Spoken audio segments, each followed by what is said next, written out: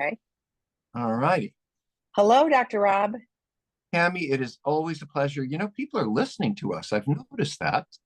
Uh, I have too. I had multiple people. In fact, one of them, I said, I think I need to enunciate better because somebody was listening and they heard something, and what they wrote back to me was, I was like, I think I need to enunciate when I'm giving names of people on podcasts and things. I will be a little more distinctive. So, but I Well, was actually, I cracking think up. the only issue is I want you to slow down because you have so much information and it goes by so fast. And I want to write it all down. I want to, but you're not the slow type. Did you tell them you were going to an event this week and you baked? Okay, if you baked 129 cupcakes, but here's my big Yesterday, question: why not 130? I ran out of dough. I ran out of batter, so I just kept making them. And yeah, I counted them all up and I was like, I'm close to 130, but yeah, I was one cupcake short and I didn't eat the batter. It was literally, it just, but I made double batches of 3 different kinds. So yes. Yeah. Well, Tammy's the queen of cupcakes, so just so you know. I like to bake, fortunately, but that was a lot. So anyway, Yeah, it's a lot. but we digress. Okay. Let's So get to Dr. work. Rob, the first question is, and just, I do talk fast and I'm sorry. And No, Dr. no, Rob no, can I talk don't mean faster than to. me, but you can always email me, Tammy, TAMI at seekingintegrity.com. So, if you were a little confused on what I said or what Dr. Rob said, reach out. I'll do my best to decipher whatever I did. I figured out, I was like, oh, I need to enunciate better. And I know exactly what you're asking. So it's all good. Okay. During the last year, I have discovered that my fiance, whom I live with, was texting, sexting, flirting, seeing, and having sex with multiple other women. Some of these women even contacted me so they could tell me of their affair with him, even though they knew he was engaged to me. He agreed to go to sex addiction counseling because he did not want to lose me, but quit after 4 months. As soon as he quit counseling, he immediately went back to seeing other women.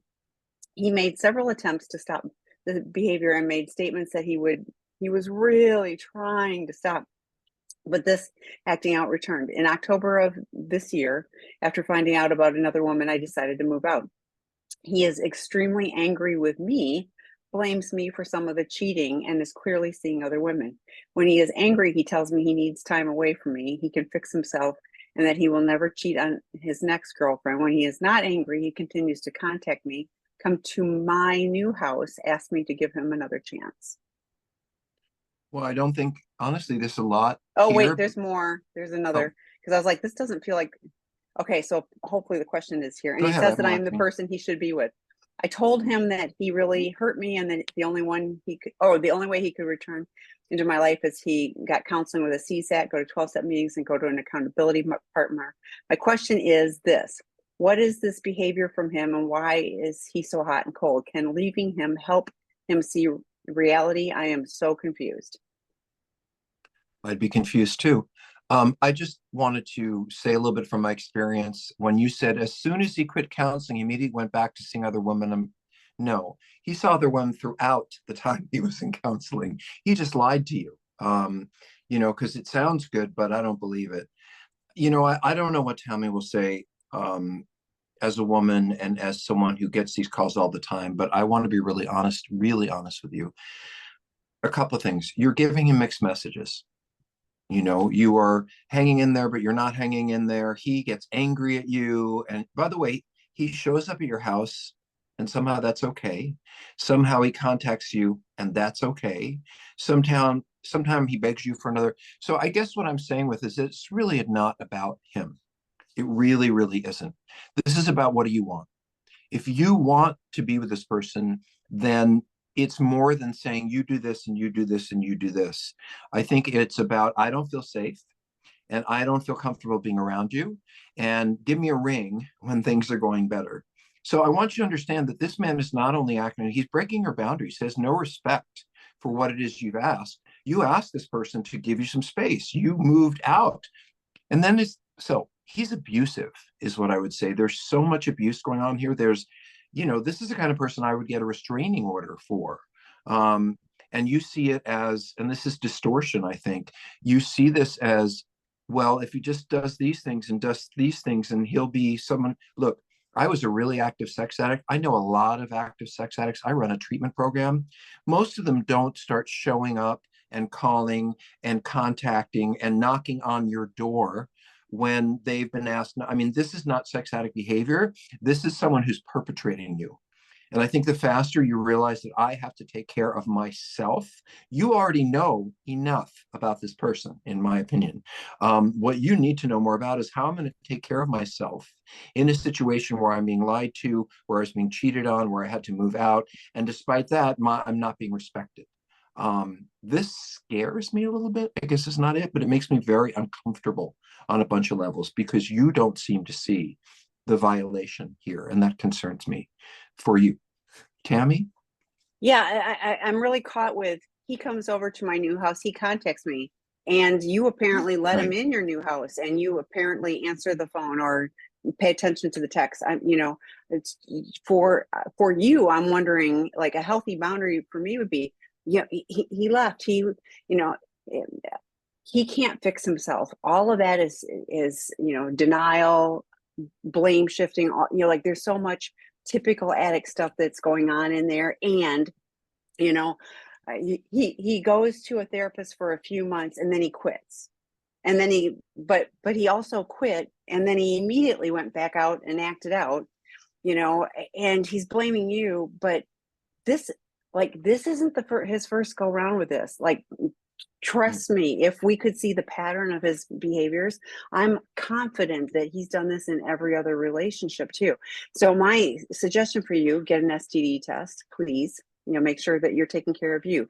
I agree with Dr. Rob, but a restraining order, no contact, change your phone number, Right. block his number. Like, if he did everything right, I think you would need to see 12 to 18 months of him consistently showing progress before you'd go, okay, he's sort of He's on the not going right to do that. path. I don't He's think not so going to do either. that. So yeah, so we have a treatment program. We can help him, but it doesn't feel like he's ready for that. No. He still wants to continue to act out and blame And you. blame So you. yeah, I, I, get care for you. I want to just say one more thing, which is what I see, and it's not the word you're using, stalking. He is stalking Oh, you. It is, and I have seen that level of behavior where his issues are so much about abandonment that he is not going to let you walk away from him. And he's going to convince and contact. And you mean your boundaries, this isn't even about you. This is about his fear of being abandoned. By the way, that's why he has to have a woman around all the time because he's terrified to be alone. Now you've left him. So I would use the word stalking instead of the word continues to contact me. I think for me, this feels violating. And I'm concerned about you in this circumstance, both the lack of seriousness that you're taking this with and that your focus is working this out rather than, oh my God, this guy's stalking me. So there you go. yeah. Okay, the next one's another two-parter. I'm a betrayed partner. It has been 7 months since D-Day, and my husband left for our program for 4 weeks. I know that if the SA has a relapse, he is supposed to tell his CSAT and or his sponsor as soon as possible, and then his spouse. He needs to acknowledge it and revise his sobriety date. But what is the benefit to the spouse of hearing it right now? It feels like the scab got pulled off a barely healed wounds and the trauma starts over. Well, I think that's a pretty easy question to answer. And I've said this a bunch of times. The thing that seems to trouble spouses the most, number one is our emotional distancing, our blaming you or saying leave me alone, are pushing you away and not really responding to you emotionally. That's sort of one in one. The other one is honesty. Every spouse I talk to or hear from says, and in the letters I read in treatment from you spouses, all I need is honesty. All I need to know is what's going on. Why can't I know this? So what's changed is that now he's telling you. And I don't expect, and if you all expect, 44 of you expect that, oh, we're going to leave treatment or we're going to go into recovery and we're never going to do it again. You're wrong. We are going to struggle. No one among us gets perfect recovery. What matters is our being on the road. Now, I'm not saying someone's going to act out all the time. I'm not going to say they're going to call the same person. I'm not saying that they're going to do it at the same level, but we are not going to do it perfectly. The difference is that he's telling you. And even though you hate it and you don't want to hear it and it rips the scab off. With most spouses, there is a response to this, which is, I hate this. We're not going to talk to each other. It makes me cry. How could he? But there's a feeling of, wow, this is different. I know what's going on in my life. I can make decisions. If I don't want to be here based on this, I cannot be here before I didn't know. So if it were me, I would want to know what's going on so I could make my own decisions, which might be I want to leave. It might be whatever it is. I don't want you in my bed. It might be all kinds of things. So we're going to struggle. We are asked to be honest with you so that you can, this, interesting, isn't it, to me? I'm complimenting myself. You want more than anything trust and commitment, and you're going to get that through us being honest. Now, if we're slipping 3 days a week, and we're relapsing all the time, that's a big deal. I'm not talking about something that happens regularly. I'm talking about in 8 months or a year or 2 years that we might do that. But how comforting would it be to know that there aren't any more secrets? It is the number one thing spouses ask for, the number one. Over and over, excuse me, I'm emphasizing, over and over and over again. I've been listening to you guys for 30 years.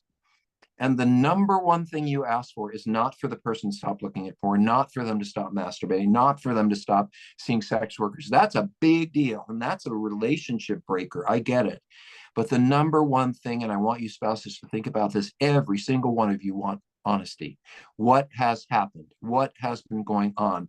I'll never restore trust unless I know. I don't base restoring my trust on whether an alcoholic ever drinks or not again, ever. What I feel good about if they come to me and said, I had a drink and I have to really work on this, I'm going to go more often. The other thing is, if I knew about this, I would expect a different result, that this person's going to work harder, that this happened. It isn't just this happened. And so what I'm doing about it is, that is also what you need to hear, not like that last one, which is it's your fault or leave me alone, or this person is taking responsibility, letting you know, and then providing you with a clear plan for how they're going to manage this. You may not be able to tolerate that, and you may say, I'm leaving. I've heard some of you say, if this ever happens again, I'm leaving, and I respect that, absolutely. To me, because I'm not your partner, this is progress. To me, this is moving in the right direction. To me, this is, I calmed myself down, I looked at it, I had my feelings about it, and then I came to you and I said, okay, here's what happened. So it's a mixed bag. You spouses don't want to hear this, but on the other hand, I would feel hopeful about the fact that I am now being respected enough to not be lied to. To me, that's more important than does this person still struggle or not? And I'm not saying every day or every week or, Now, Tammy, do you have different feelings about this? Because I'd be curious. I don't, but I have a little twist on this. So, because you're talking about practicing and doing things differently. And I was talking to a couple and they had, a contract, an agreed upon contract for a formal, for a formal therapeutic separation, like there's a whole plan. And both of them broke the boundaries, and like they told me about it. And I was just like, what? And then I went, wait, this is asking people to do something radically different. And I both identified that this is what we did and it didn't go well and all of this kind of stuff. And so, but I was like, of course, there's going to be practice in learning to do things differently. And, we're humans. We're not going to be 100% perfect at anything on either side of the equation. But if we're seeing progress, there can be hope that we're doing things differently and we're doing things better. I appreciate, there's action, like you're talking about actionable steps. It's like, if I did this and I'm going to up my 12 step, I'm going to go see my therapist, whatever it is, versus the, like we said with the first one, where it's, oh, I went to a therapist for 4 months and now I can do this on my own, which clearly hasn't worked, so the level of denial. So it's different. And, but I think for each person, you need to understand what you can tolerate, what you have support to tolerate. Partners that have a tribe that supports them, they can weather the storms, and addicts that have a tribe so that they can get that support. Things can be different, but, it's still life and it's still, there's still stuff. So the next one, I think we answered this last week. So you have to go up one. But I Actually, I'd like to pass on the question at 5:02 unless you find it's really essential. I think no, there's a because lot I of think we pieces. answered it last week. So yeah, so because I know that's a repeat. So okay, so then let's go to the next one. Wait, I'm so Um, sorry. I wanted to say something else to this person, and I uh-huh, apologize, but it came up when you were talking, Tammy, uh-huh. which is so I hate saying things that aren't perfectly comfortable, but I'm going to tell you this. This person went to treatment, and they went to treatment with us. Fantastic. And they had a slip. It happens. They told you treatment worked. I don't They, even think it says we had a slip. It's like I'm worried about there being a slip. there might Like, be. yeah, but it isn't like it's almost like it's I'm projecting that it could happen, and so then what should happen? So Oh, I see what you mean. Why would you want them to if he did this? And the answer is, yes, in a crazy, crazy way, the answer is to restore trust. hmm okay, Oh, wait, there's one more thing. You know, I'm never going to stop. To you partners, I want you to hear this. If you hadn't heard this to me, it's very important. Some of you say, if XYZ happens, I'm leaving. I understand. I wouldn't have problems saying if I can't tolerate this and I can't, then I'm leaving. But please, if you say you're going to do it. Don't say I'll leave if and then it happens and then you don't, because then we learn something, which is, oh, we can do what we want and they're going to threaten, but they're not actually going to do it.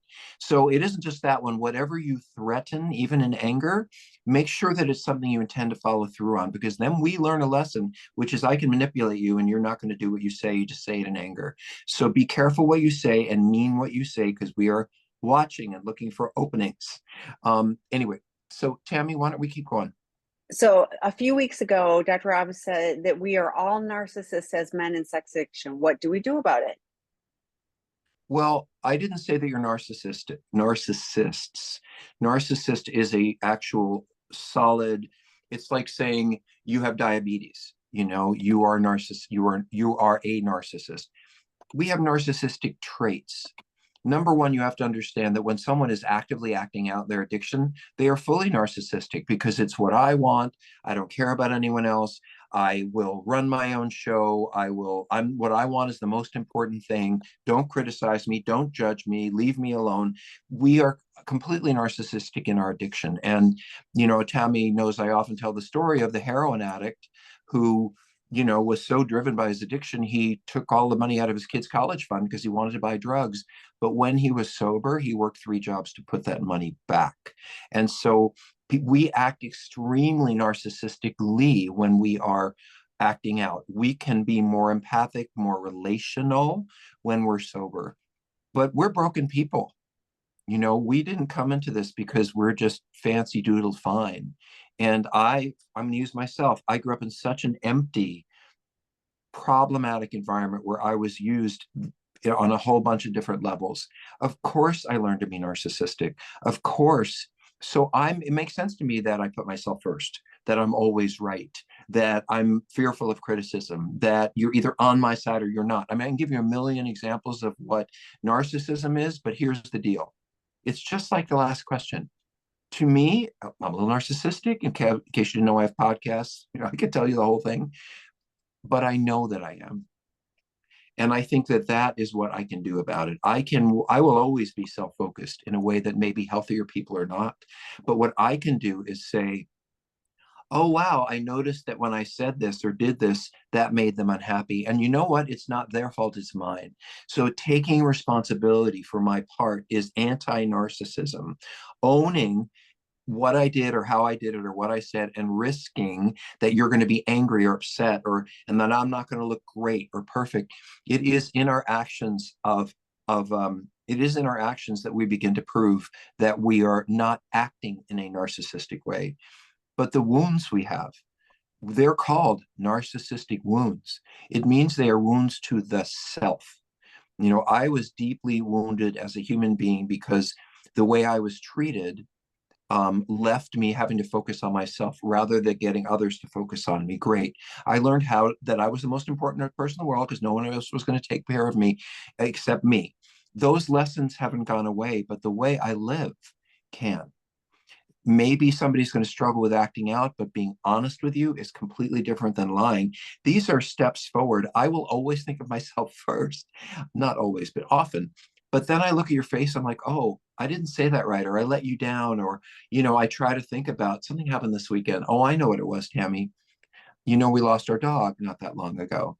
And I was out on the street with my husband and we were walking down and these people had a dog. And I was like, oh, how sweet, how nice. And they were talking about giving it up and that maybe they didn't want this dog and they were older folks and they'd adopt this very active dog. So I started saying, oh, well, it's only 5 years old. And you know what? We could probably, and this and that. And after that, he got really angry at me and I didn't know why. We were walking down the street. You're not walking fast enough. You're not this and that. Now, I could in the past say, why are you bugging me? What's the problem? I thought we went out for a nice walk. But I sat and I thought about it. And I thought, he's angry because he's grieving. And I moved right on to when can we get another dog? And not only that, but I'm playing with the dog, being cute with the dog. And he's inside like, I'm not ready. I don't want to, but he didn't say anything. So this is my recovery in narcissism. He's angry. I'm not blaming him. I sit back and I'm saying, gee, what is my part in leaving him angry? Oh, it's been happening ever since that interaction with the dog. I probably did something wrong. And then I texted him because we didn't walk together after that, which is fine. I texted him and I said, I'm really sorry that I started to speak for us, not for me, but I was speaking about me, but I was speaking for us. We could have that dog, we could work, and I'm so sorry I was speaking for us, and I wasn't being respectful of how you're feeling about our loss, and I apologize. So I was able to not blame, to see my part, to reflect on it, to go back and apologize. Did I think of myself first when I was, yeah, let's have another dog? And I wasn't thinking about him at all. But what I'm explaining to you is that as I grow, why is he angry? Well, he must be in a bad mood. No, he's angry because of something I did, and I need to take responsibility. So I will still make the mistake, but the recovery is that I begin to see what my part is and take responsibility for it. I don't know, Tammy, if that would be your response. Well, no, I will add to that. You not only saw your part, but you also honored his feelings. Like you were able to honor his feelings. It wasn't still all about you. Okay, I'll take responsibility for my part, but you're going, he had feelings, he's grieving and Right. and I can give him space for that. So that is what recovery. It isn't that we're going to all just do perfectly in life and never, we're still human. So, I also appreciated that you were curious. You weren't just you blowing off the situation. I have You're a going, thought that maybe. yes, Right. yes, and to be able to go, I'm able to look at this, but you're also invested in the relationship, and you want to do things that will keep you guys in close connection, not cause those rifts where you're walking, 10 feet apart. So, Oh, but don't think the first thought I had is, you jerk. What did I actually said to myself, well, we're out on a Sunday walk and the day is nice and we should be greeting neighbors. And what's the hurry? And so, by the way, he wrote me back after that because we're texting each other as we walk, right? And he said to me, that actually wasn't what I was upset about. What I'm upset about is I'm really trying to get my Sunday exercise. It's really important to me. And when we stop and we're not doing what we talked about, I feel like you don't care about the fact that what was important to me was going to exercise. So there's the other side, is that he came back, and believe it or not, that's being vulnerable.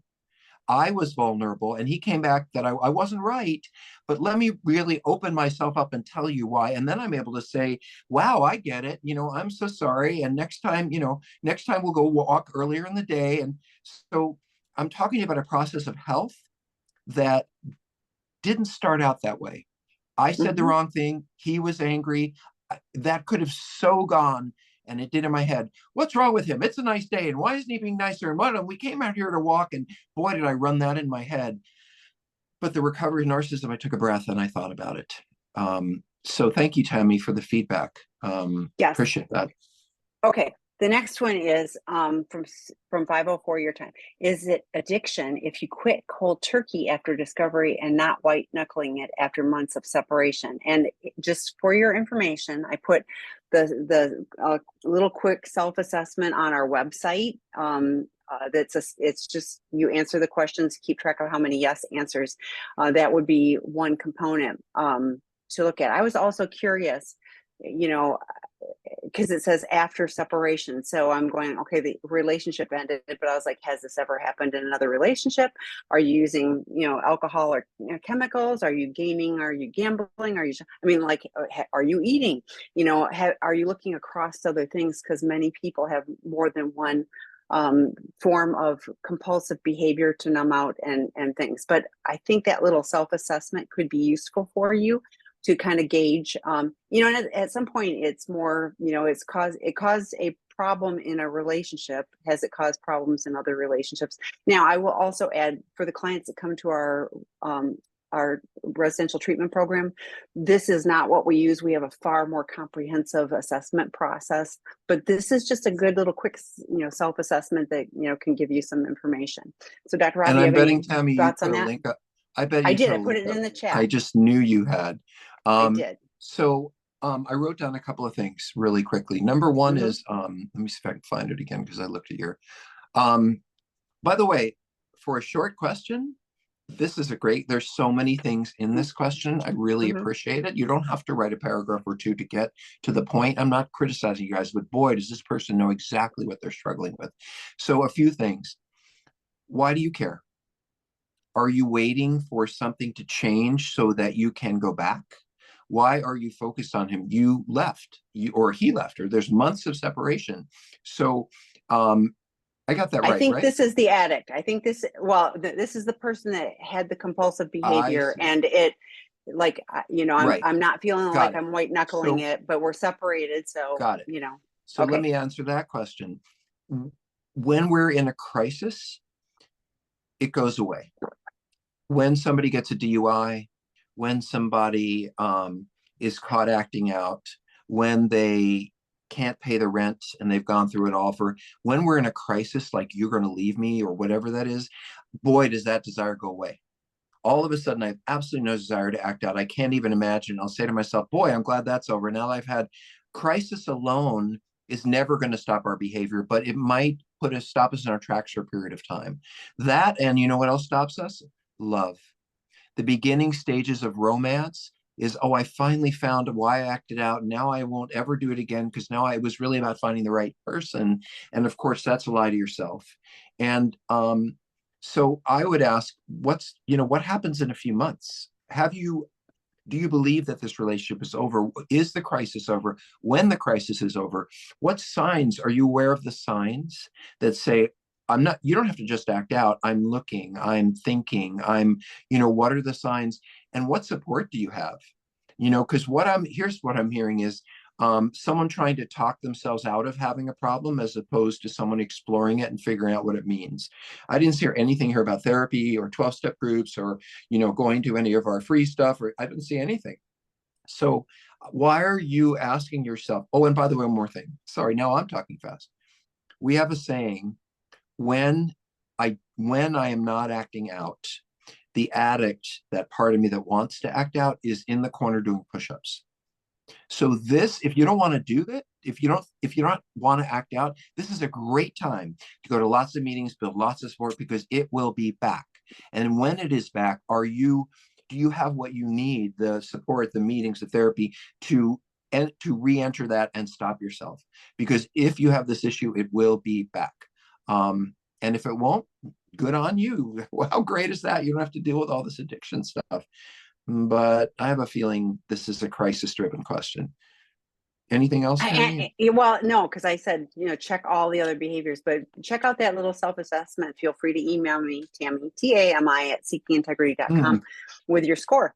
I ask people to do that all the time. And, interestingly, I'll be talking to people and I'll kind of go, I think they would score or whatever. And they tell me what their score is. And rarely am I right from what they're saying. So that's always interesting to me. So, okay. Let me actually throw something in there, which is Tammy Mhm. was implying, is that, what did you quit? Like, for example, this is exactly what Tammy's saying. Maybe I stopped looking at porn. But, I've had people say, well, the problem is porn. My girlfriend hates it. I'm really in trouble. I just need to stop that porn. And my question is, well, but what else are you doing? Oh, well, I'm having an affair and this and that. But that's not what they're angry about. So I think Tammy's actually right. Really do an evaluation of your entire sexual and romantic behaviors and see, is there anything else that I'm not looking at? And I think And that's beyond that, though, food, eat, I mean, like, you know, right. I Drugs mean, and alcohol. we really look holistically with, you know, drugs and alcohol, gaming, you know, like gaming is huge. Lots of the guys are gaming, they're losing hours and hours, you know, on gaming. So you're still numbing out, you're just doing it differently. So I would invite you to look holistically, not just on the sexual content, but, you know, are there compulsive behaviors in your life? Maybe, maybe not. Maybe, you know, it was a one time whatever, I don't know, but you know, and the cycle of addiction for some people is every day. And I was Right. talking to somebody the other day, and it was, you know, like every 9 months, you know. Well, you know, that's relevant for that person, but it doesn't mean, you know, that they're, you know, they're like, I was doing really good with sobriety, and I can make it till 9 months. And I was like, well, then that sounds like your cycle of addiction is like yours is 9 months. And it's just information. It doesn't, you know, it just gives you opportunities to intervene on those things. So explore that, email me the results, and we'll see where we go from there. So And I want to add just that I do 2-hour consultations. yes. And this is when I sit down with couples, and it's often the spouse who calls, but not always, and says, I need more direction. I need to understand this. And, you know, I'm pretty good at evaluating, and that's what it really is. I do an evaluation, and then I turn around and say, here's what I see, and here's what I heard, and here's what I recommend. So that's what those consultations are about. And if you're interested in one, talk to Tammy. But I did a consultation about a week ago, is why I'm bringing this up. And one of the things I always have to remind myself, because we're talking about sex and betrayal and lack of intimacy, and I actually write down, ask about alcohol, ask about drugs, ask about spending. They never mention it. You know, well, yeah, I was using Coke, you know, 3 times a week. When was that? Like 4 months ago. And oh, it's like, oh, well, what about that as addiction? No, no, no, that wasn't, you know, so addiction is whack-a-mole. You knock one down and the other one pops up unless you're dealing with you. So I agree with Tammy. There may be more than what you're looking at. And yeah, and I would assess my drinking, my alcohol, my gambling, my spending, all of the gaming, all of it. Okay, Well, one let's more thing, move. our program is non-smoking, non-vaping. Dr. David Fawcett talks about you're 9 times more likely to relapse if you're smoking and vaping. So we really are looking comprehensively across all the behaviors, because if you're leaving something, you know, you're leaving the door open for, you know, that dopamine drip, as Dr. David talked about. Okay, the next one, Dr. Rob. What kind of marriage counselor should we look for? I'm the betrayed wife who Mhm, just found out my husband has a sex addiction after I caught him. mhm. He just started seeing a CSAT. Well, I make a pretty consistent response to that, which is I do not think that this is a time for marriage counseling. Marriage counseling is when a couple is in a place where they're either stuck or they are motivated for change, or at this point, my experience is that spouses are generally in a place of how could you do this to me, and you ruin things and I'll never trust you again. And then the addict in couples therapy is basically, I'm so sorry I did this, please forgive me, I didn't mean it. And neither of you have really had the ability to step back and be objective so that you can get support. Or, you know, you spouses need nurturing and grief work, we need a lot of direction and structure. But nonetheless, my experience is that there is no there. You know, couples, I'm in one, we're used to depending on each other. We're used to turn any problem I have, I bring home, I talk about almost any problem, unless it would be really boring.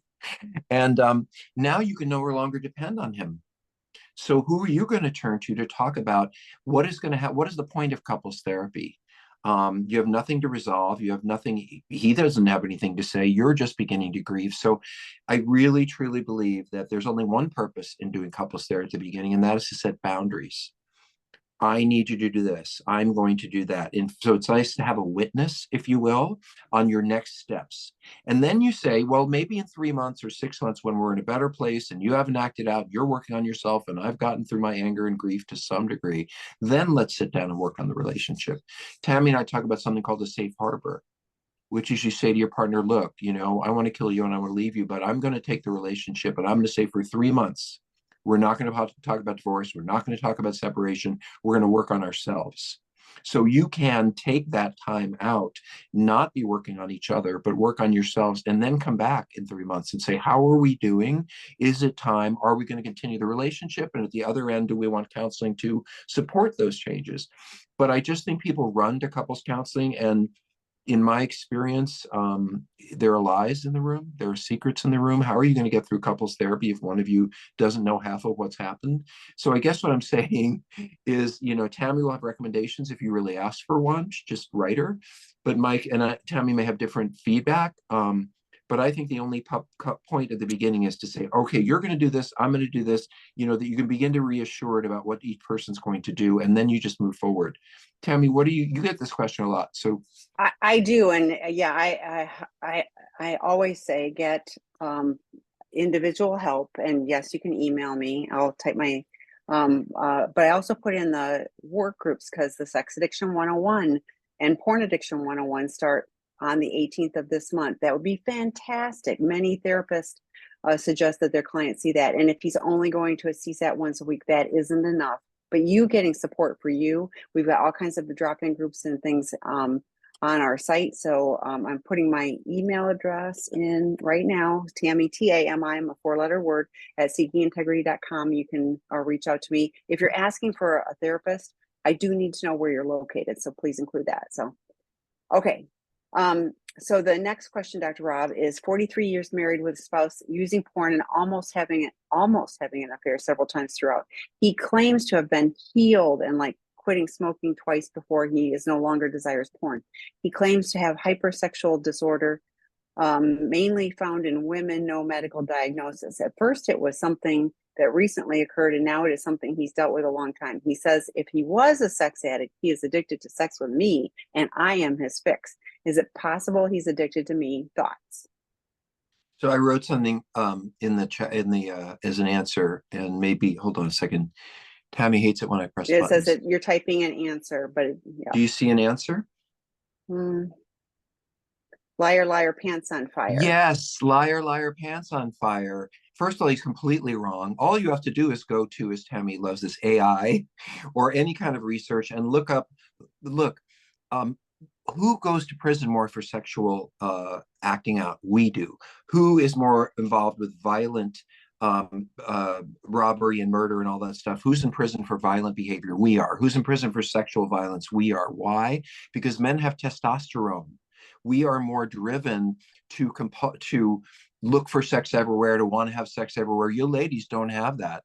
And let me tell you, this is a women's issue, and I have run women's programs, but I've probably worked with, I don't know, 100 women and 1,000 men. I've opened one treatment program for women and 5 or 6 for men.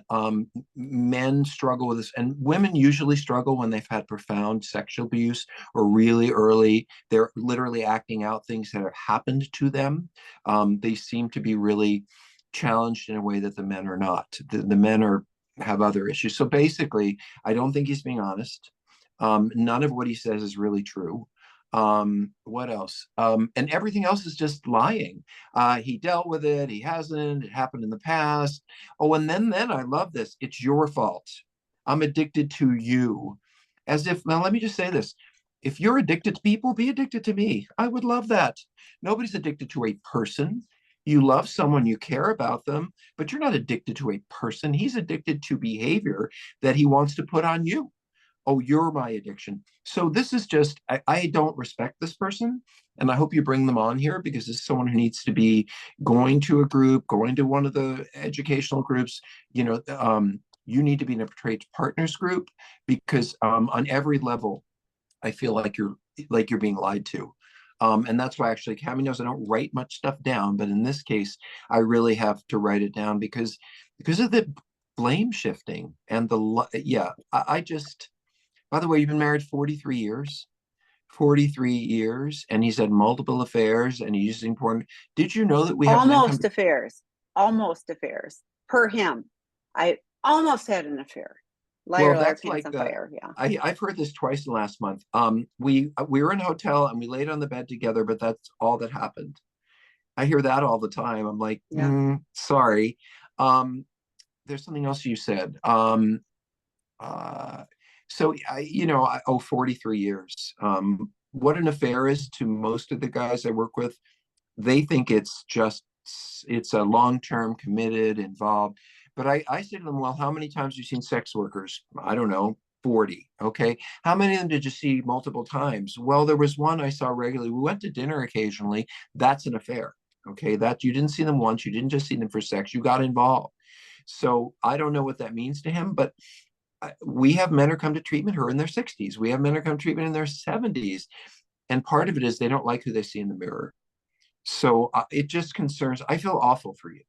I feel awful for you after 43 years of marriage to realize that this man is not at all who you thought he was. And that makes me very sad. And if we went through a consultation, I bet we would begin to draw out the ways in which, all the ways in which he's denying things, he's protecting things, he's lying to you. But this makes me sad for you. And it makes me sad for you that you even question yourself in this situation. Tammy?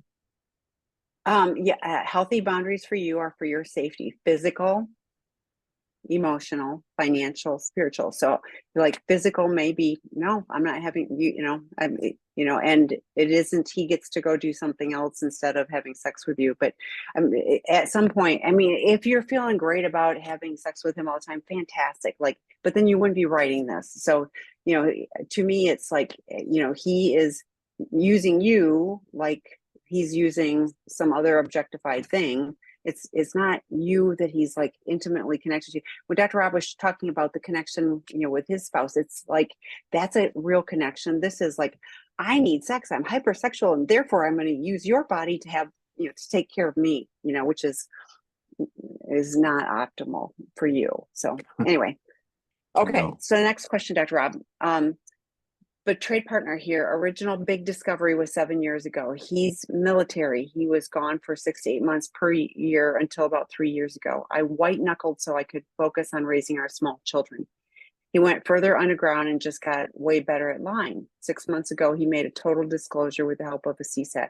We then had to move. He founded his own official SA group in our new town. He's saying and doing all the right things, but I am terrified to believe him. How can I overcome the fear that if I demonstrate any trust in him, he won't abuse that trust again? We get this question a lot. Like, this is, if I trust him, then it's going to give him permission to go act out. Would you So give it a start? Because okay. Yeah. I mean, so Dr. Rob I'm going to go back to your example. It's like you made, like at some point you have to dip your toe in trust, like a relationship, it needs to be connected and vulnerable to be healthy. And so could he hurt you again? Yes. Are you in a different place? You are, like you talked about, your white knuckling it, you're here, hopefully you're connected to the other betrayed partner groups, and you're getting more support for you. You've got healthy boundaries for you. Dr. Rob has talked about cases where partners are, and we have this a lot too, where partners are living with a person who's in active addiction, and it's uncomfortable and not fun, but it doesn't completely rock their world. They have their safe boundaries. They have the safety in place. It causes more of a gap for them, but it doesn't completely, knock them over. So, for you, like you can live in fear, of what if, I was sharing with somebody earlier today, and I've been in recovery for decades. I still don't tell anybody I will never do that again. I don't. And I do what I need to do to take care of myself. If he's only doing one S group a week and he created it, hopefully there's a lot of other people that have really been doing the steps and everything else. But it would be great if he's doing some of our drop-in groups and getting other connections, so because there's a little bit of if you're the guy, then you get to be the guru, and that can be a thing unto itself, I am.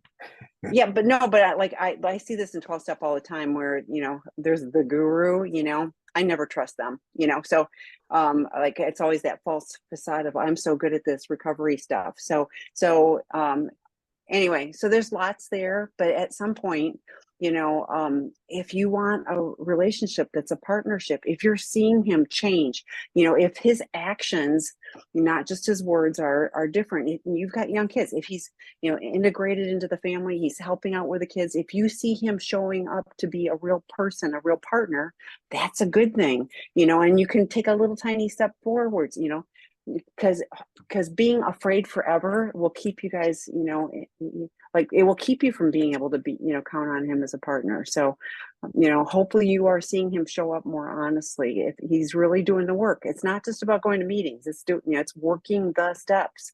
So if he's worked steps 4 through 9 and he's made solid progress and he's got a sponsor and blah, blah, blah, doesn't have to be in his town. There's lots of them all over the place, including the place he was at. So, so it's challenging though, but you're missing the point if you think if I trust him, then he's going to go act out. If he's working a program and he's living in recovery, he's going to want that for himself. It isn't, oh, I'm cutting back on my control over him. You got no control over him anyway. Clearly, he went underground, so he can do that again, or he can show up for you and your family. So. I have a little bit of a different take on this, which is it Okay. goes to the end to your last sentence, the last 2 sentences. What are you doing to talk to other betrayed spouses? Mm-hmm. Are you going places? Because this is not about him. You asked about your fear. There are other women in this space who have dealt with their fear, who've talked about their fear. God, every partner in this room, male or female, lives in the same fear that you do, wherever they are on the continuum. So I think that you have some things to learn. I don't know, Tammy, you said the Betrayed Partners group just started, or I don't know, that'd be a great Yes. place. So there, it started on last week, Thursday at 8 a.m. Pacific time. I have added a couple people to that group. It will start again January 10th at 10 a.m. Pacific time. So that one's already posted on the website. You can join that as well. So. And the reason I bring that up is education. I think it's really important that you educate yourself on what it's like to be someone who doesn't trust. And this isn't just sex addiction, by the way. I don't trust that she's not going to drink again. I don't trust that there isn't a credit card and they're not at the casino again. I mean, every spouse of an addict goes through this fear. And by the way, it is true that the trusty relationship will never be the same. You'll never believe in that naive way that he can go out the door and never hurt you. You can't believe that he will always have your back. I mean, this will always be on your mind. Unfortunately, it's part of the curse of the issue is trust being broken in the way that it was. But what Tammy's saying is if you could begin to test the waters of trust, you might find you have a brand new relationship. But personally, I think that you have some learning to do and some other women or men to connect to, women, if this is a woman, so that you can better understand what other partners, and there are partners who have already learned how to trust some more, and there are other partners who are right where you are. I think you need to be in some of the rooms so you can learn a little bit more about the process. um, by the way, I want to go back and say something to all your spouses and to all of you actually. I never said, please don't say this, that I never said it was okay to act out. I never said it was okay to have a slip or a relapse. I never gave anyone permission. Let's be clear. Said, well, Dr. Weiss said that we slipped. So, I had a slip, but he told me, no, I'm not saying that. I'm saying it happens. Some of us do end up in that situation, and it's awful and it's horrible for everybody, and hopefully, especially us. And it's not permission for everyone to say, oh, well, hey, it's no big deal. It's a big deal. So I just want to be clear that because I'm an addict, and there's some people who are thinking, oh, well, I mean, so I guess a slip isn't a big deal. Everyone has one. Not everyone has one, and it is a big deal to you and your partner.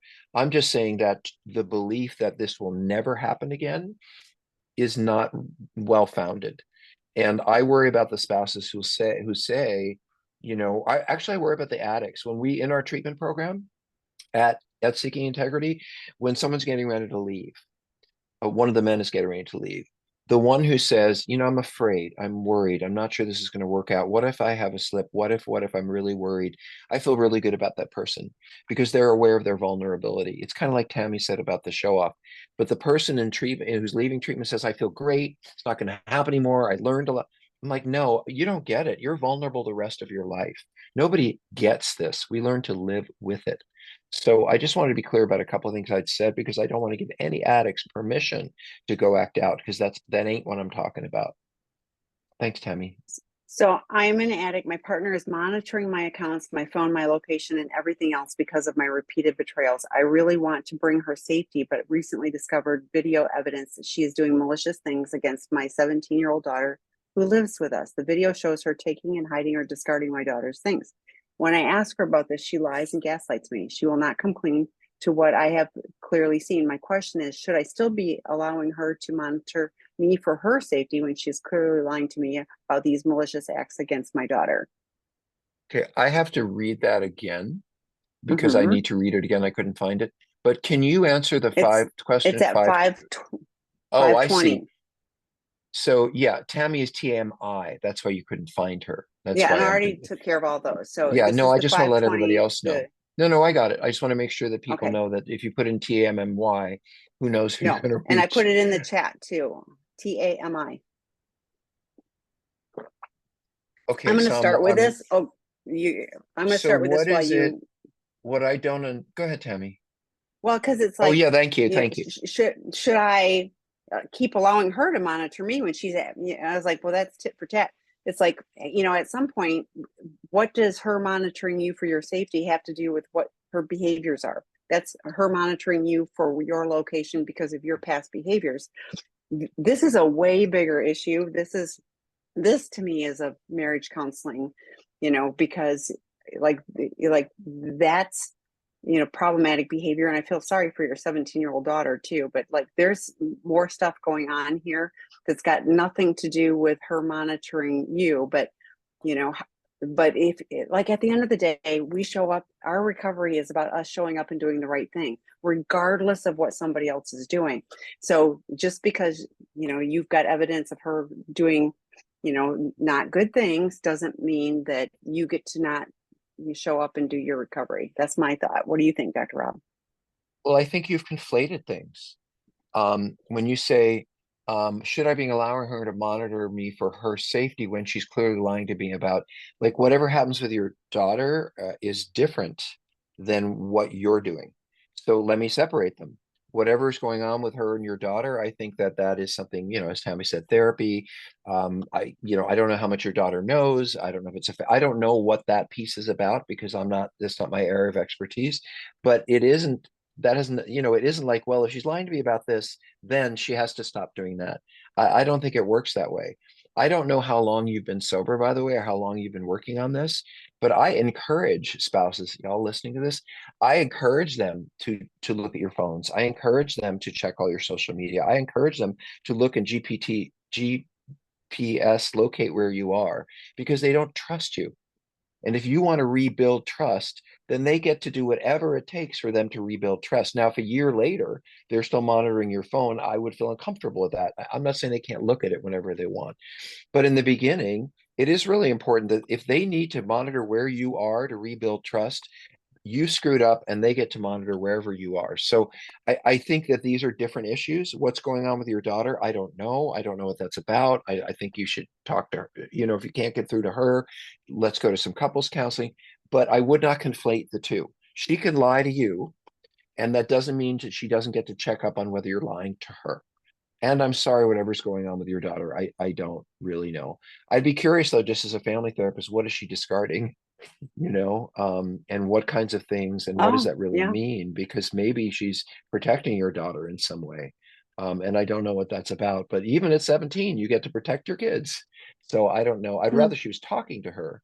But anyway, I don't know what that part's Well, about. I and the just know. lying, I think the lying about it is like, if we're having a discussion and like, this is not okay in my house or something like that, like illicit drugs or something like that. This is not okay in my house. That's a discussion, not just, taking things and lying about it. So, but yeah, to me, yeah.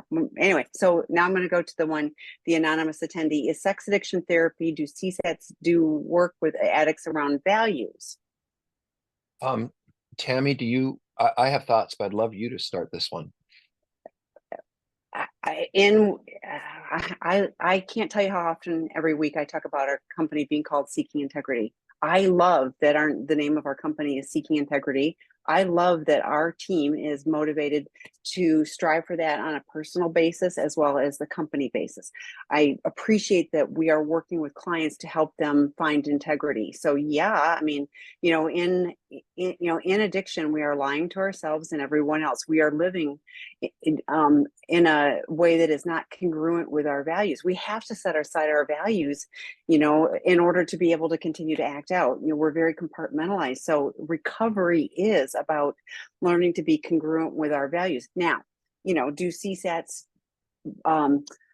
superimpose their values on clients? I certainly hope not. No therapist, should, in my opinion, be doing that. They should help the client find what their values are and help them align with that, whatever that is.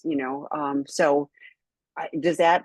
I mean, to me, that is about Well, values, but it's a personal thing. I just want to build on what you're saying, which is I think that when I was working on things, I discovered my values. I Yeah. discovered when I realized how much I'm using me as a general person, when I was in treatment and I realized how much I was hurting my partner, I realized how important it was, how important they were to me, and how I didn't want to lie to them, and how that isn't, because I hear the men say a lot in treatment, it's like, I did things I never thought I would do, and I treated people in ways that don't really line up, and I don't really feel good about myself because that's not who I am. But that's who you are as an addict. So the question is, you take the addiction out of the picture, and the person really starts to look at how their behavior has affected other people and how they've lied and cheated. And well, if they are a reasonably good human being, they're going to have to begin to say, my values, as Tammy said, don't align with my behaviors. And then you get a choice. Do I want to live with my behaviors and then I know it's against my values, or it's going to hurt other people? Or do I choose to try to align with who I believe I am, even if it means acting sobriety is difficult? One of the things I love about Dr. Patrick Carnes, who really offered my recovery to me, he was my mentor and wrote the initial books on this subject and all of that. Pat said, it's not surprising to me that once someone stops acting out and really starts working on themselves, that they have very intact morals and values, that they've just been so out of touch with them because, as Tammy said, you can't act out and hold on to, acting as a good person at the same time. By the way, let me just speak to that really quick.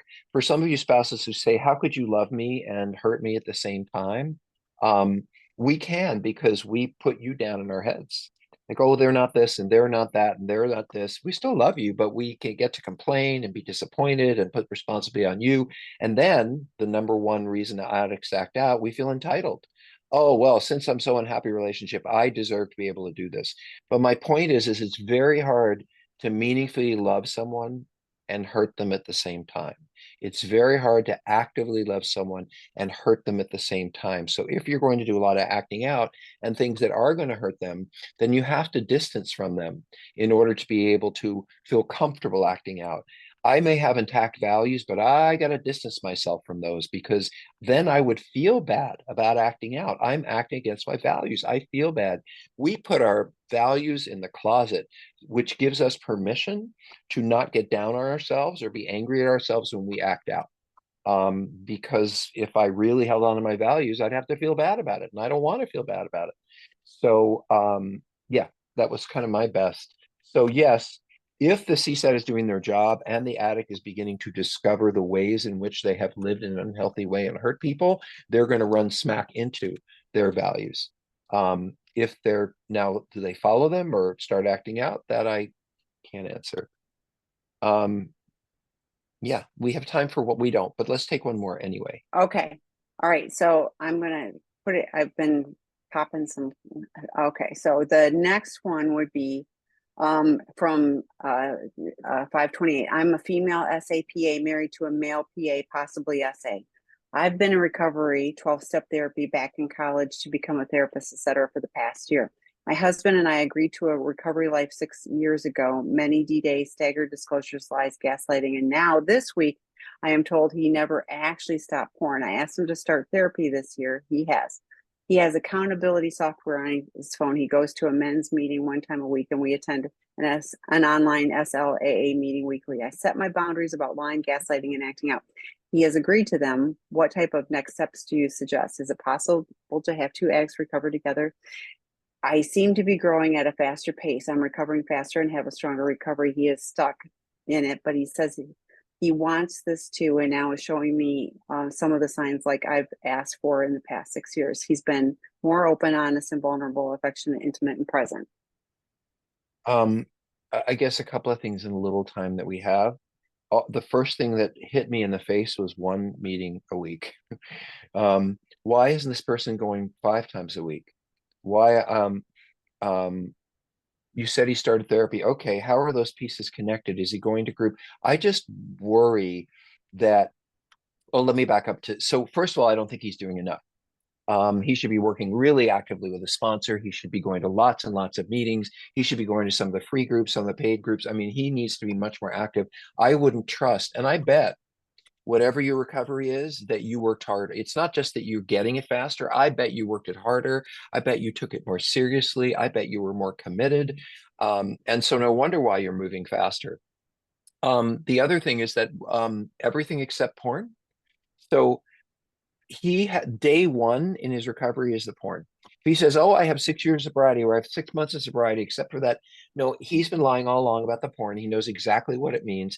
So his recovery, and by the way, yes, two addicts can heal together. I wrote a book about this. I think two addicts who are dedicated to recovery, who are committed to healing, can actually heal faster together. But not if one of you isn't fully engaged. And I don't feel comfortable with this. Oh, by the way, look at this, Tammy. He goes to a men's meeting 1 a week and we attend an online SALAA. Does he consider that two meetings? I don't. And by the way, I'm not even sure he should be in the same meetings. In fact, can't he just be in men's meetings? Can't he just go to meetings that don't have women there? So I am concerned, but not because of the what your concerns are, can two addicts. And I'm concerned that I don't hear the kind of recovery that would make me feel safe and make me move faster. And yes, we even just beginning the process and engaging in it, looking at ourselves, we can be more honest, more vulnerable, affectionate. But he lied to you about the porn. So how honest and vulnerable is he being? Um, right. So he now this week, 6 years ago, and now this week, you're being told. I just wonder if your expectations are too low of what should be happening here. Tammy, do you have thoughts Oh, before we go? I'm going, you know why you're moving at a faster pace? You're doing the work. You're doing the Right. work. Guess what? You're getting the benefits of doing the work. He's not. And like I got caught with the, oh, now he's affectionate and intimate and present. And I was like, and he gets to be affectionate, intimate, and present with you. And I don't know about present, but he's affectionate and intimate with you, so he gets the benefits of that because he's saying some of the right words. But yeah, like to me, it'd be like, oh, 90 meetings in 90 days would be a really good start. Is he on this? I hope as well. We've got men's drop-in groups throughout the week. We've got sex addiction 101 starting and porn addiction 101 starting on the 18th. That would be a good, next step. But, to me, I'm really concerned that you are giving him too much of a pass with this. To me, it would be, and I love that you're getting into this field, but in the job I had before, I was like, 2 years of really solid recovery before you start doing this work. Therapy work is very triggering. Guess what happens to some therapists who are doing this work? They get triggered and they act out, and then they get their license in trouble. So making sure you have a really solid foundation, before you start doing, this deeper work, you always have to protect your recovery first. But yeah, to me, he is like, I mean, I have a little quote on my computer. Some people are stuck because they want to be. It's like you're stuck in the mud because you want to be. He's been straddling the fence. Of, oh, I kept the porn, but I've been telling you, we've been going to these meetings together, and it's a whole facade. So I would invite him to take the leap and really join recovery. This is a couple that do well with a consultation. This is a couple. This is a perfect example of why I sit with people who, confused, not sure how to move forward. I'm looking at both of them. I'm challenging. This is a situation where I think, and it may not be what you want or you can create for yourself, but to me, this really involves an objective process where you're both, because it's like you're talking different languages. And I don't, I like the one I'm listening to you from you. I'm not sure I can understand the ones he's saying, and I don't think it looks like you can't either. Something's wrong here. How could he not have told you about the porn? How could he not have told you? And what was he thinking every time he looked at it? And how did he convince himself it wasn't a problem? How did he convince himself it was okay to not tell you? I mean, all of those things just really worry me. By the way, to those of you left, I just want to say this. In case you're not aware, I'm a very straight shooter. I tell the truth as I see it. I don't pull punches. If you don't like me, you don't like it, it's okay. But I find that a lot of people value, especially with addicts, that they need a no bullshit kind of person in their life. And that is what I think I'm particularly good at, is helping people see what their bullshit is. And oh, I'm sorry, that was a nice word. Helping people see how they lie to themselves and lie to others, and pushing them through it. And I like what I say. So I like what I said here back to you, which is he's lying to himself more than he's lying to you. He's lying to himself more than he's lying to you. Folks, thank you so much. I hope you take advantage of some of the things that we have to offer. We give away as much as we can, and have a blessed week. Thanks, Thanks, Tammy. everybody. Thanks, Dr. Rob. Bye.